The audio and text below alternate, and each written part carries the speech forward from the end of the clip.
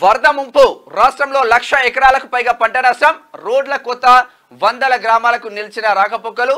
పెద్దవాగు నీటితో వేలేరుపాడు మండలంలోని 12 గ్రామాలు జలమయం. కృష్ణా గోదావరిలో పెరుగుతున్న ప్రవాహం. ప్రకాశం బ్యారేజ్ గేట్ల ఎత్తివేత.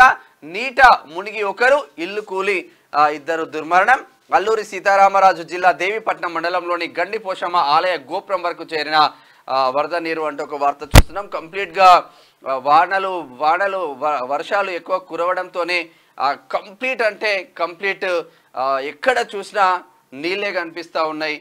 మొత్తం గుళ్ళు అనుకోండి, చెరువులు అనుకోండి, చెరువులు ఇప్పటివరకు వాస్తవంగా నిండాలి, కాకపోతే ఇప్పుడు మాత్రం హెవీగా వస్తూ ఉంది. ఇక చూడొచ్చు ఇక్కడ డాక్టర్ బిఆర్ అంబేద్కర్ కోనసీమ జిల్లా ఆలమూరు మండలం గుమ్మిలేరు వాగు ముంపులో వరి పొలాలు. ఇవన్నీ చెరువు కాదు, సముద్రం కాదు, కేవలం వరి పొలాలు మాత్రమే. వరి పొలాలు మొత్తం ముంపునకు గురయ్యాయని చెప్పుకోవచ్చు.